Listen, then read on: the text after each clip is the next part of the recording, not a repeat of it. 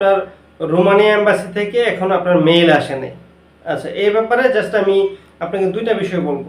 সেটা হচ্ছে, আপনি যদি কোনো এজেন্টের মাধ্যমে জমা দিয়ে থাকেন, যেমন এখানে এজেন্ট আছে, যেমন ললিত নামে একজন এজেন্ট আছে, আর আরও কয়েকটা এজেন্ট আছে, বাংলাদেশের একজন ভাই আছে, মানে এজেন্ট ওইখানে, ওনার নামটা আমার এই মুহূর্তে মনে আসতেছে না।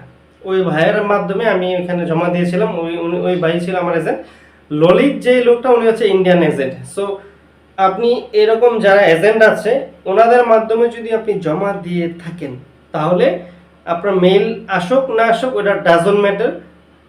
আপনি আপনার এজেন্টের সাথে যোগাযোগ করেন, উনি আপনাকে জানাই দিবে আপনার ভিসা কি হয়েছে নাকি হয়নি, এবং আপনি কবে নাগাদ আপনার পাসপোর্ট পাবেন।